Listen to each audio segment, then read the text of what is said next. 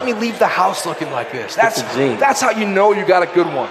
That's love. That's a good lady I right think there. she's still with you in spite that you left the house like that. That's now I'm true love. going to say this, and this is a bold claim.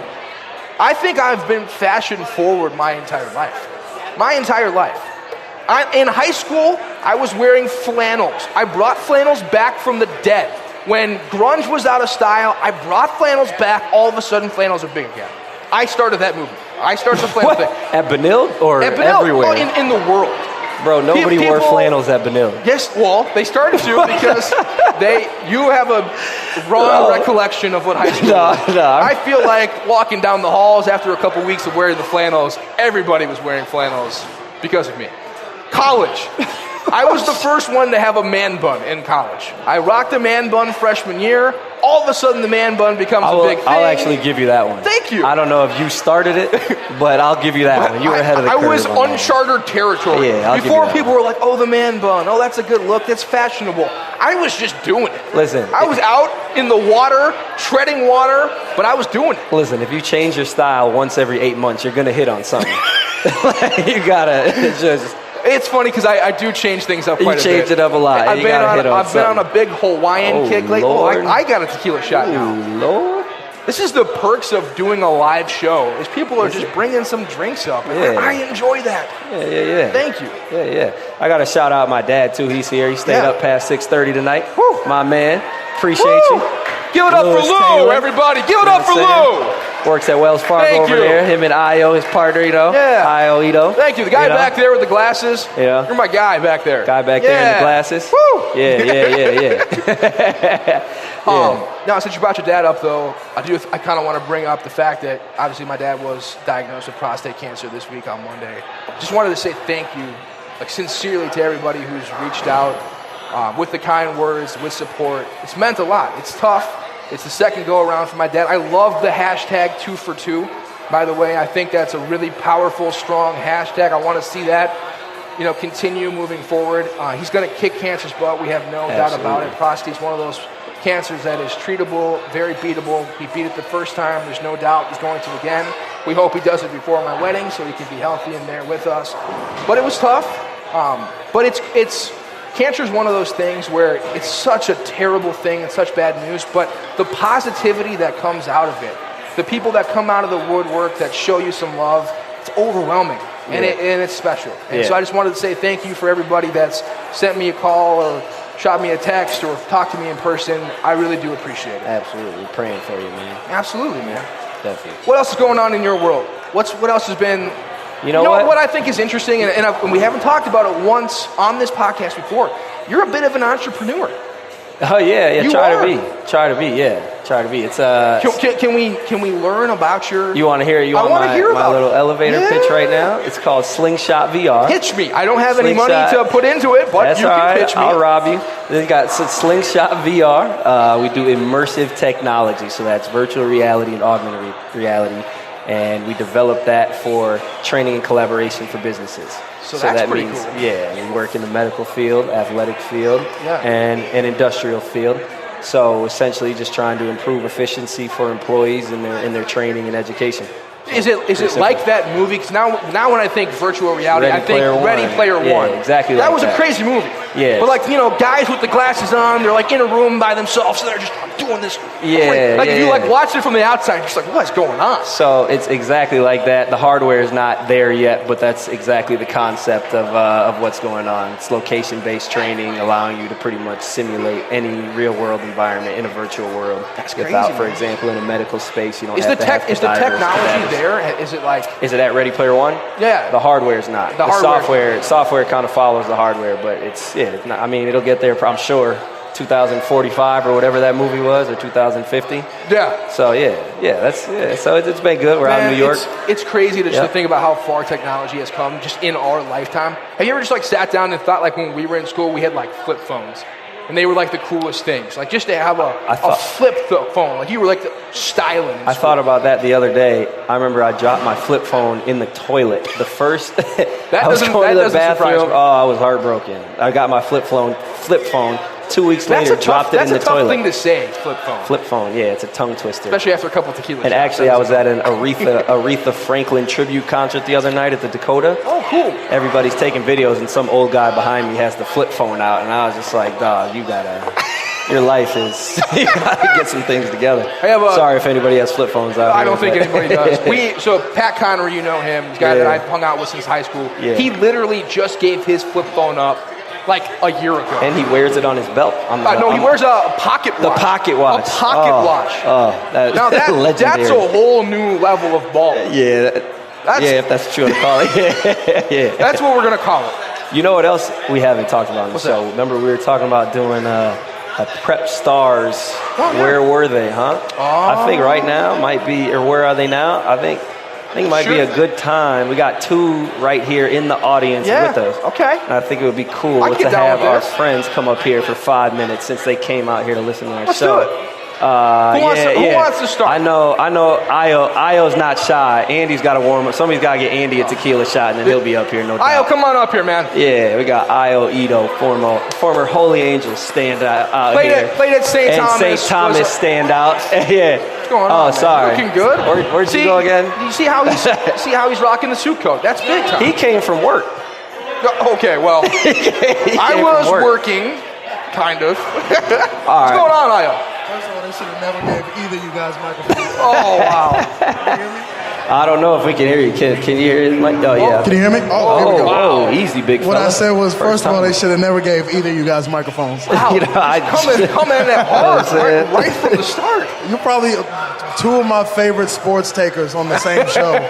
This is absolutely amazing. Well, this is Io. No disrespect, it's probably my least favorite sports taker. Io is? Yeah. Io knows how to argue. I think me and Jordan agreed one time. In life? In history, ever. Yeah. So Io has one of the most infamous sports takes of all time. Okay, I want to hear this. Shaquille O'Neal Yes. had an overrated career, underachieving career.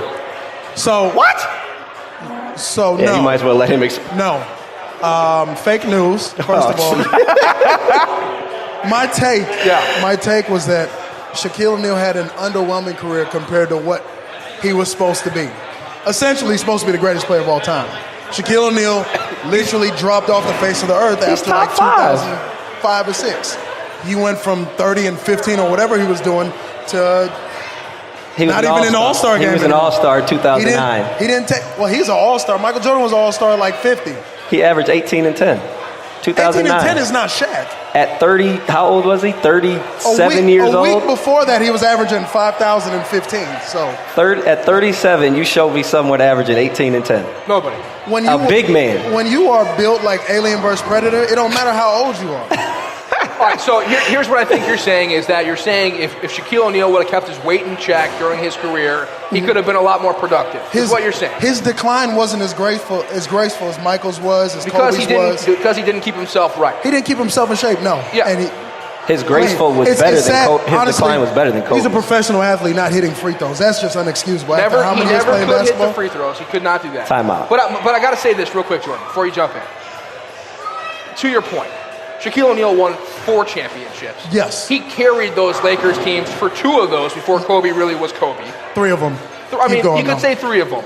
Won the championship in Miami, even though D. Wade was the star of that team. Okay, 4 championships. If Nick Anderson makes that free throw for the Magic, he probably wins a 5th championship. Okay. So just legacy-wise, that's pretty good in the grand scheme of things. 4 championships. And the game changed because of Shaquille O'Neal. But Hack-a-Shaq was a thing. He was such a dominant big man that teams literally had to foul him all of the time to stop him. That's a game changer. There's nobody that's ever going to come around and be as dominant around the basket as Shaq was. Agreed. 100% agree with that. Yep. And I guess with what I have always been saying, it's not that Shaq wasn't a great basketball player. He was. He's not in a lot of people's top 5 right now. He's not. Which, if we look at Shaq in his prime and try to look at the landscape of his career without knowing what we know now, a lot of people would have had him there. That's a fair point. One MVP is kind of disgusting for me. That's a fair point. As dominant as he was. However, MVPs are a joke because LeBron could win MVP every single season. I don't read into it. You got to have at least 2 of them things, man. He would have had 6 rings if Kobe didn't get selfish and ice him out. He was a baby. Kobe did ruin it. Kobe did ruin it. Fun fact about Shaq. I've been throwing out the fun facts. He's actually headlining the zombie pub crawl this year. DJ Diesel, Shaquille O'Neal, headlining the zombie pub crawl here in Minneapolis. Are you going? No, absolutely not. Are you going? You love I got Shaq to rapping, now. though. Yeah, I got to. If you guys go, I'll go.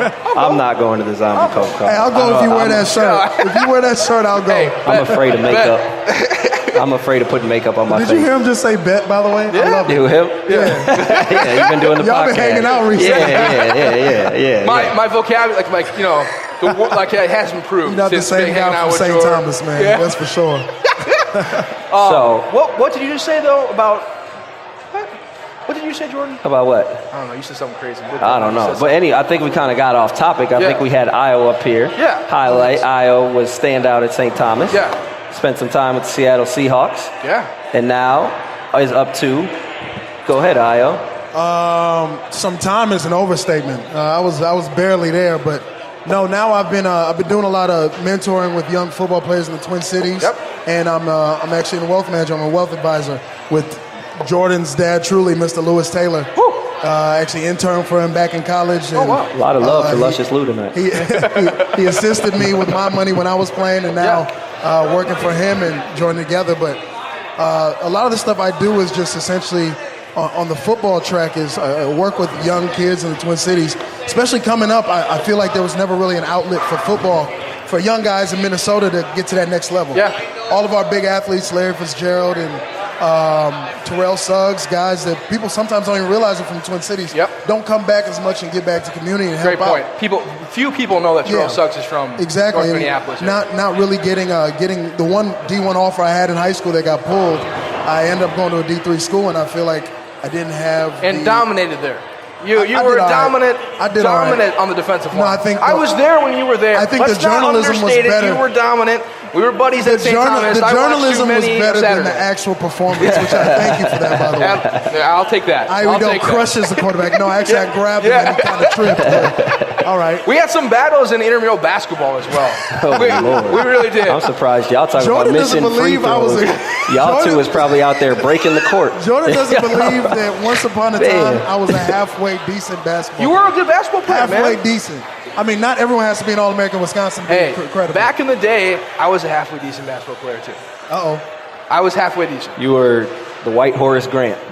You was a nice basketball player. I was basically the Mark Madsen, Dennis Rodman of 6th grade basketball. Speak of style, you also brought Rec Specs into fashion. I brought Rec Specs into fashion. Back into fashion. Dude, when it came to laying out, putting your body on the line, I dove for a lot of loose balls. Yes, you grabbed were, a lot of rebounds, got a lot of technicals. You were a gritty guy. You were a gritty guy. Passionate player. What was the stat line, man? Well, I was probably like a 10 and 8. Like it wasn't In anything. high school basketball? No. This is.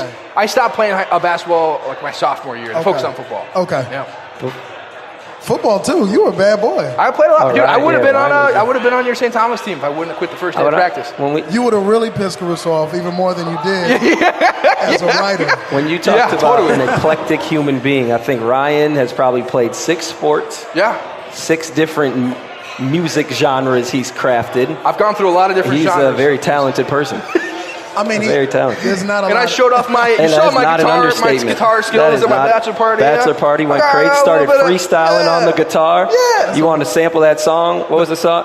I played a little bump and grind. Bump and grind. I played a little bit of Ignition. You gave us your freestyle, your Ryan Shaver original.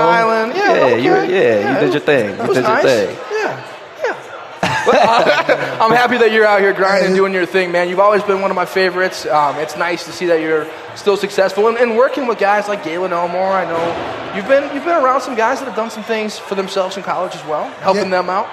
Yeah, actually, I didn't even hear you. I'm sorry, my bad. Say that again. I just said you've been around some players like Galen Elmore and stuff, helping them out. kind of pushing them on the right path. No, that's been really fun, man. It's a lot of these guys were reaching out to me when I was playing pro sports. Yeah. When they were in high school and in college, and it started really unofficial, just helping them, give them. I go to a camp or I go to a workout or I'm in a locker room with guys from Alabama, and it's some of the stuff they learn in college and high school.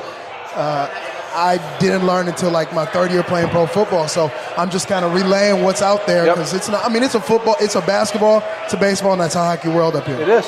Football is just a sport people pick up in August and forget about after October. Yeah. So what I kind of try to do is be a catalyst for football culture out here. And me and my partner Cole Quay from Champlin Park, I don't know if you remember that name. He played for the Jacksonville Jaguars for about 3 years.